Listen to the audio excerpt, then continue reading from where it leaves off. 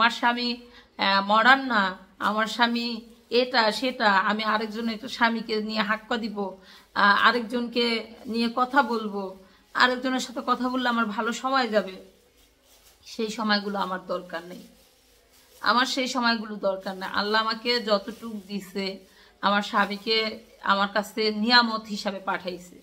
সৎ একটা স্বামী পাওয়া, সৎ একটা নারী পাওয়া একটা ছেলের জন্য যতটুক নিয়ামত, তো একটা মেয়ের জন্য ততটুক নিয়ামত একটা সৎ স্বামী পাওয়া। তো আমি এটাতে অনেক খুশি আল্লাহর কাছে। কে এত এত বাজে বাজে ভাবে আমাকে নিয়ে কথা বলে, আর মানে এত নোংরা মুখ, যেন কথা বইলা ফেলায় যে এই কথাটা ইঙ্গিতে কোথায় যাবে না যাবে সেটা মাইপা কথা বলে না। এত নোংরা, মানে মানুষ আছে না কিছু মানুষ চেহারার যেমন কথাও বলে সেমন। তো আসসালামু আলাইকুম, আপনারা সবাই কেমন আছেন? আশা করি অনেক ভালো আছেন। আল্লাহ তাআলার অশেষ রহমতে আমরা অনেক ভালো আছি, আলহামদুলিল্লাহ।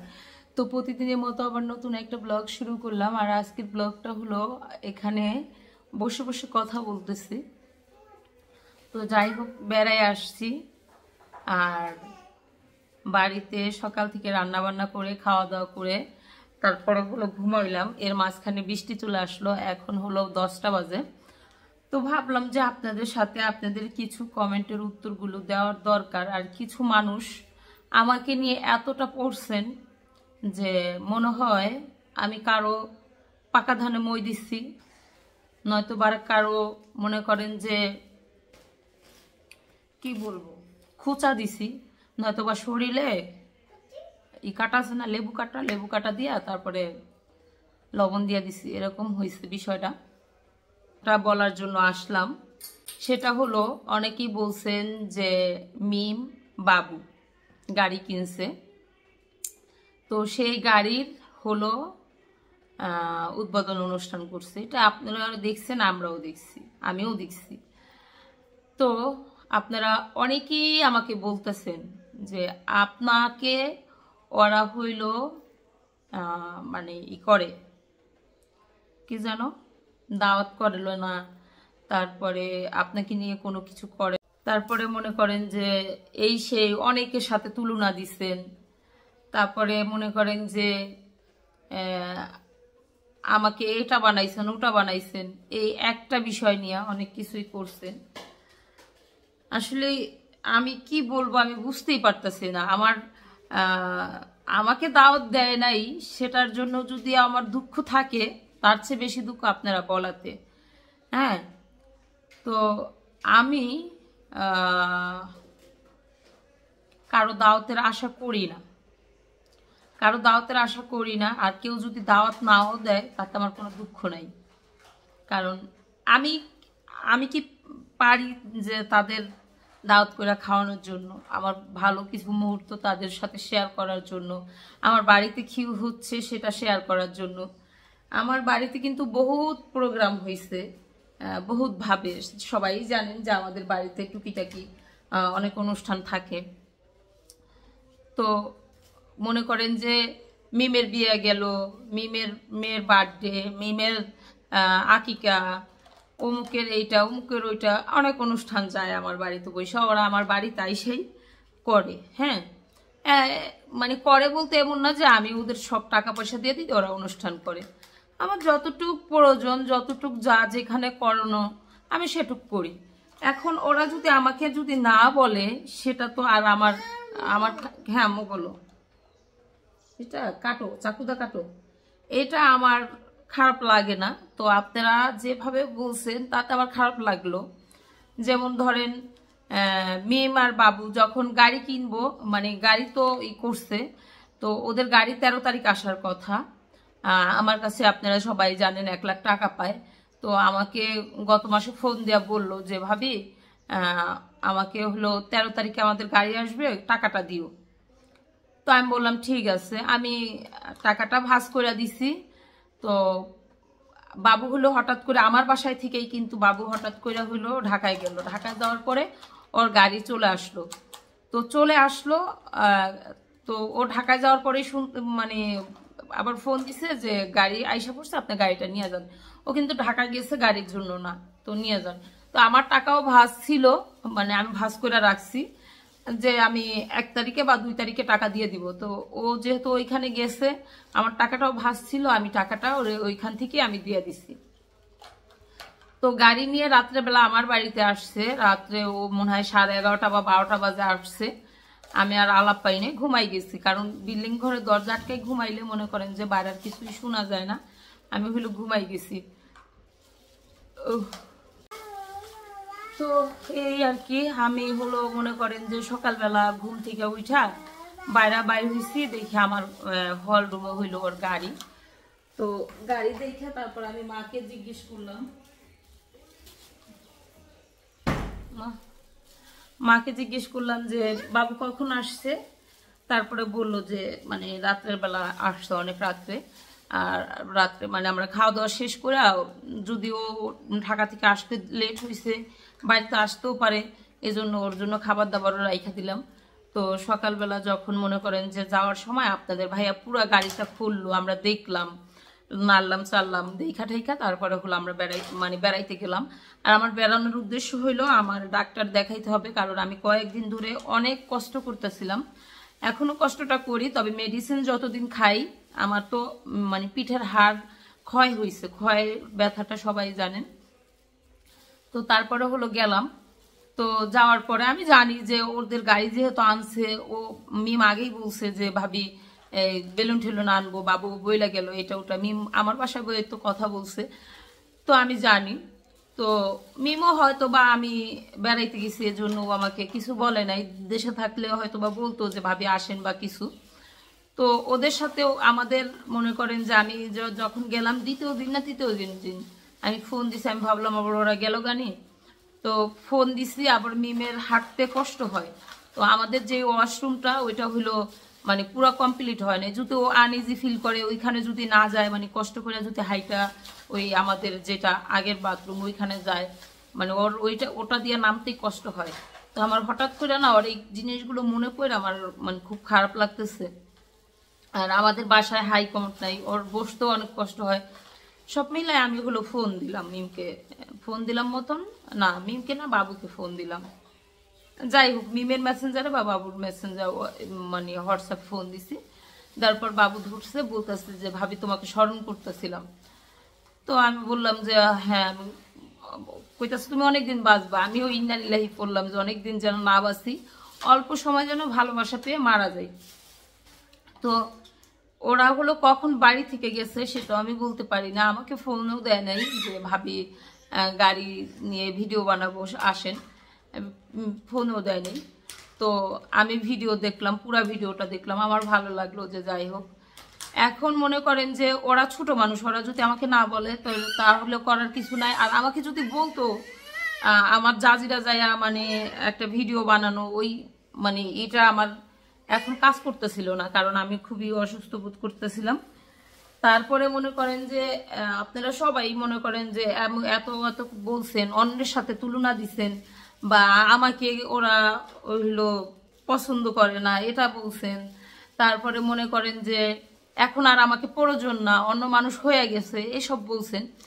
আসলেই দেখেন ওরা ছোট মানুষ, আমাকে বলে নাই, আর আমাকে না বলা তো আমি বেজার না, আর আমাকে বললেও আমি খুশি না, মানে হইতাম না, বেজার হইতাম না, কারণ আমাকে বললেও আমি যাইতাম না। আমার স্বামীকে নিয়ে এখন আমি জাজিরা যাব না, কারণ হইলো এখানে বড় একটা বিষয় ইস্যু আছে। হ্যাঁ, সেই ইস্যুটা এখন যদি মনে করেন যে কারো সামনাসামনি যদি আমার স্বামী হয়, তাহলে মনে করেন যে এখানে বড় ধরনের ঝগড়া লাগবে, তো এই জন্য আমি জাজিরাতে যাইতে চাইতেছিলাম না।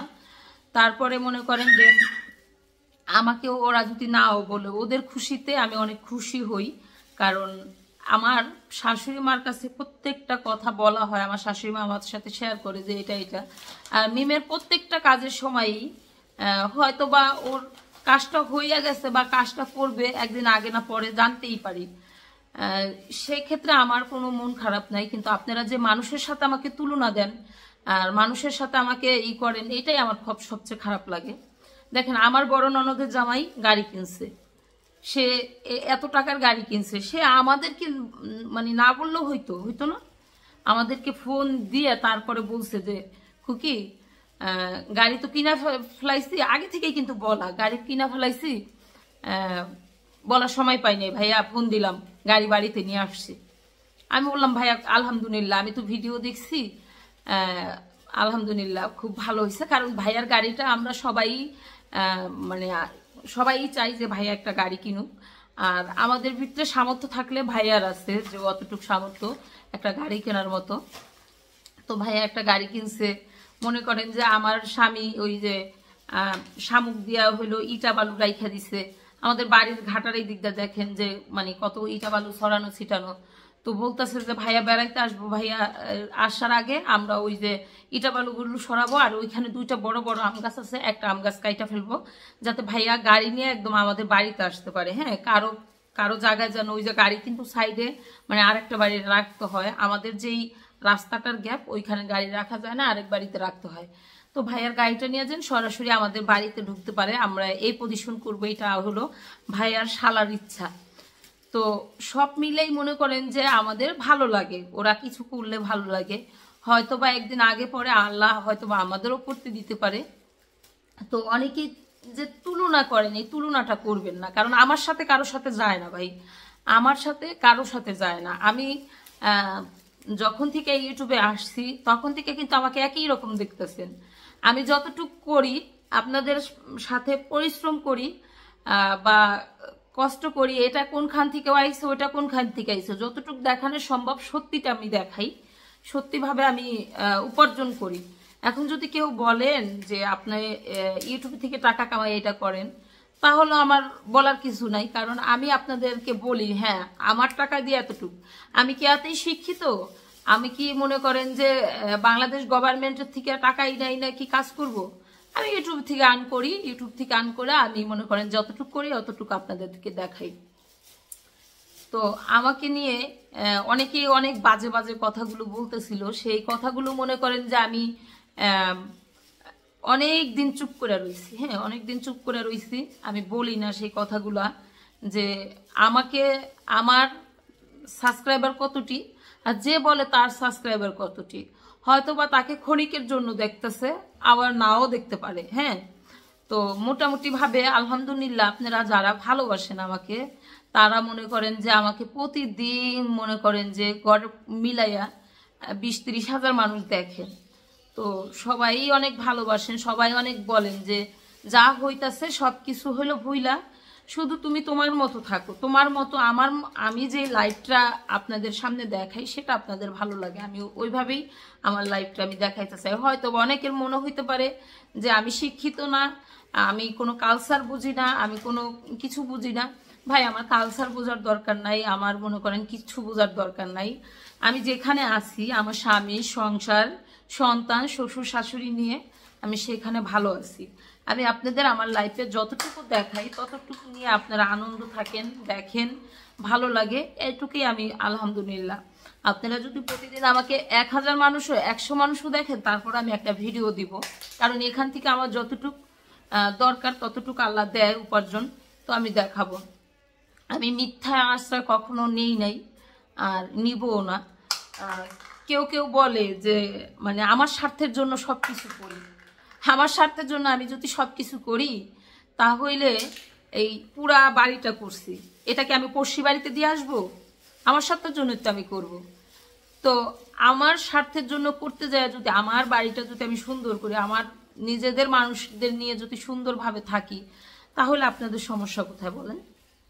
আর আমার স্বামী আপনারা সবাই জানেন যে অনেকেই বলেন ভোলাবাই, অনেকে বলেন ঠান্ডা প্রকৃতির মানুষ, তাকে চেনেন, যতটুকু চেনেন তাকে নিয়ে আমি অনেক সুখী। আমি কখনো আজ পর্যন্ত কারো কোনো ছেলের সাথে মনে করেন যে খারাপ নজরে তাকাই নাই, বা আমার এরকম না যে আমার স্বামী মডার্ন না, আমার স্বামী এটা সেটা, আমি আরেকজনের স্বামীকে নিয়ে হাক্কা দিব, আরেকজনকে নিয়ে কথা বলবো, আরেকজনের সাথে কথা বললে আমার ভালো সময় যাবে, সেই সময়গুলো আমার দরকার নেই। আমার সেই সময়গুলো দরকার নেই। আল্লাহ আমাকে যতটুকু দিছে, আমার স্বামীকে আমার কাছে নিয়ামত হিসাবে পাঠাইছে। সৎ একটা স্বামী পাওয়া, সৎ একটা নারী পাওয়া একটা ছেলের জন্য যতটুক নিয়ামত, তো একটা মেয়ের জন্য ততটুকু নিয়ামত একটা সৎ স্বামী পাওয়া। তো আমি এটাতে অনেক খুশি আল্লাহর কাছে। কে এত এত বাজে বাজে ভাবে আমাকে নিয়ে কথা বলে, আর মানে এত নোংরা মুখ, যেন কথা বইলা ফেলায় যে এই কথাটা ইঙ্গিতে কোথায় যাবে না যাবে সেটা মাইপা কথা বলে না। এত নোংরা, মানে মানুষ আছে না কিছু মানুষ চেহারার যেমন কথাও বলে সেমন। তো মানে বিষয়গুলা খুবই আমার কাছে অনেক খারাপ লাগে। তো আমি সব মিলা আমার ফ্যামিলির সবাইকে বলা হয়েছে যে আমাকে নিয়ে পানিগুলো মানে জল আর নোংরা করার দরকার নাই, কিন্তু আমি যখন ধরবো, হ্যাঁ, আমাকে ইউটিউব জগতে অনেকেই জানেন আমি সিবাই, আমি কাউকে ছাড় দেওয়ার কথা বলি না। আমি যখন ধরবো কাউকে ছাড়বো না, ঠিক আছে, কাউকে ছাড়বো না। শুধু এভাবেই না, ইউটিউবেই না, শুধু আমি সামনাসামনিও অনেক কিছু করতে পারবো, অনেক কিছু করে দেখাইতেও পারবো। তো মানুষ যার যার ব্যক্তিগত বিষয়গুলো নিয়ে শেষে থাকুক। আমার ব্যক্তিগত বিষয়, আমার সংসার নিয়ে মানুষের এত টানাটানি কেন থাকবে ভাই? আমার জিনিস নিয়ে, আমার এটা নিয়ে, আমার ওটা ওইখানে, আমার এটা ওইখানে, আমার এটা এ করলো কে, ওইটা ওই করলো কে। আমি তো কারো কখনো দোষারোপ করি না যে এত টাকা দিয়ে মনে করেন যে বাড়ি করছি, এত টাকা মানে যে খরচ করছি কেস মামলায়, কেউ তো আমার তখন আমার স্বামীকে 5 টাকা দেয় নাই। আমার জিনিস নিয়ে জিলাস হয়, আমার জিনিস নিয়ে একজনের মাথা গামাগামি হয়, আমাকে নিয়ে কথা বলে। আমি যখন ধরবো মনে করেন যে এই যে গোড়া এখানে গাঁথা না, ওইটা এভাবে দিয়ে দিব, ঠিক আছে, এভাবে দিয়ে দিব। আমি আজকে বললাম আমার খুব মানে খারাপ লাগার কিছু বিষয়গুলো, যে বিষয়গুলো কয়, যেভাবে কয়, তো সেটা নিয়ে আপনারা অনেকেই, আমি কাউকে বলবো না যে রোস্টারদের বলবো না, তারপরে মনে করেন যে যারা কমেন্ট করেন তাদের বলবো না, কারণ আপনারা শুনেন তারপরে হলে বলেন, ঠিক আছে, শুনেন তারপরে বলেন। একটা সৎ নারী কখনো আরেকটা সৎ নারীকে কথা বলতে পারে না, একটা অসৎ নারী পারে কখনো একটা সৎ নারীকে নিয়ে কথা বলার জন্য, ঠিক আছে। যেই নারীরা সৎ সেই নারীরা কখনো কাউকে নিয়ে ইঙ্গিত করে কাউকে নিয়ে ভালোভাবেও মনে করেন সামনাসামনি দেখে যে এই জিনিসটা হয়ে গেছে, তখনও মুখটা উচ্চারণ করে না যে এই জিনিসটা যদি আমি উচ্চারণ করতে যাই তাহলে আমার হয়তো বা গুনাহ হইতে পারে, উচ্চারণ করে না। একটা অসৎ নারী পারে আরেকটা নারীর কোনো খুদ দেখলে বা কোনো কিছু দেখলে কথা বলার জন্য। তো যাই হোক, আমি হলো বিশেষ করে বাবু মিম ওদের উপরে একদম একটু বেজার না, কারণ ওরা যদি আমাকে বলতো আমি ওই জায়গায় যাইতাম না। আর এই যে আমি যখনই ভিডিও বানাইতেছিলাম তখনই মনে করেন যে মিম ফোন দিছে যে ভাবি ভাইয়াকে নিয়ে আসেন। ওর হইলো মনে করেন যে ওর শরীরটা খুবই অসুস্থ, আমাদের এই ঘর দুয়ারগুলা মনে করেন করছে, মানে কমপ্লিট করতেছে, এই জন্য হলো ওরে আইনে এখানে রাখতে পারি না, কারণ বাড়িঘর সব এলোমেলো। তারপরে মনে করেন যে আমাদের বাড়িতে কমন বাথরুম নাই, মানে সব মিলা। আবার বাবু ওর সাথে থাকে সবসময়। ওর স্বামী যদি মনে করেন যে কাজ করতো, হ্যাঁ, তাহলেও কই থাকতো, ওর সন্তানটা নিয়ে আমাদের কাছেই থাকতো, স্বামী দূরে থাকলে আমাদের কাছেই থাকতো। যখন আবদিয়া হয়েছে তখন কিন্তু আমাদের কাছেই ছিল। মাঝে মাঝে আবদিয়ার বাবা আইসা হলো দেখা যাইতো, 4-5 দিন থাইকা যাইতো, বা আবদিয়া পেটে যখন ছিল তখন এখানেই ছিল। আবদিয়া হওয়ার 1 সপ্তাহ না 2 সপ্তাহ আগে যেন আব্বু এদিকে আসো, মানে আগে যেন গেছে এখান থেকে, হ্যাঁ, কতদিন আগে গেছে, এখানেই রয়েছে। তো আমার বাড়িঘর যদি এরকম না থাকতো অবশ্যই এখানেই থাকতো, কারণ ওর যতটুকু আমি ভাই বোন হিসাবে যতটুকু সেবা দেওয়ার দরকার আমি দিতাম, আমার শাশুড়ি মা দিত। আর এখনো অনেক অসুস্থ, তারপরও মনে করেন যে আমাদের বাড়িতে এখানে কারেন্ট থাকে না, আজকে মনে হয় 1 সপ্তাহ ধরে, মানে আর 15-16 দিন পর্যন্ত, কি আমি ওটা ফেলাই দিছ, আর 15-16 দিন পর্যন্ত কাজ চলবে, এই জন্য হলো কারেন্ট থাকে না। তো যাই হোক, আমি ওরা যে বলে নাই তাতে আমি বেজার নাই কিছু। আমাকে অন্য মানুষের সাথে তুলনা করবেন না, আমি অন্য মানুষের এই তুলনা করার এই জিনিসটা আমি একদম পছন্দ করি না, কারণ আমি যেমন আমাকে তেমন দেখেন। ওরা যদি আমাকে যদি মনে করেন যে দাওয়াত না করে, ওদের মাইয়া যেও যদি বিয়া দিয়া হালায় তাতেও সমস্যা নেই, আমাকে যদি দাওয়াত না করে, আলহামদুলিল্লাহ ওরা ভালো আছে, এটা আমি বলতে পারবো যে ভালো আছে। আমি আজ পর্যন্ত বহুত মনে করেন যে বহুত জিনিস হয়েছে, বহুত জিনিস একটা সংসারে থাকলে হয়, আজ পর্যন্ত কোনোদিনই মনে করেন যে সোশ্যাল মিডিয়াতে আইসা বলি নাই। যতটুক বলা লাগছে ততটুক বলছি, কিন্তু এই জিনিসের পিছনে যেটা ছিল সেটা মনে করেন যে উল্লেখ করতে গেলে অনেক কিছু হইতে পারতো, অনেক কিছু হইতো, সেই জিনিসগুলো কিন্তু এখনো পর্যন্ত আমি করিনি। কি আমু কি? তো সবাই এগুলো দোয়া করবেন, কারণ আমার কিছু কিছু কথা আমি এখন আর নিতে পারি না। যেটা সত্যি যদি কিছু হইতো তাহলে এটা আমি নিতাম, ঠিক আছে? সত্যি অসৎ কথা আমি কখনো নিতে পারবো না। তো ঠিক আছে, ভালো থাকুন।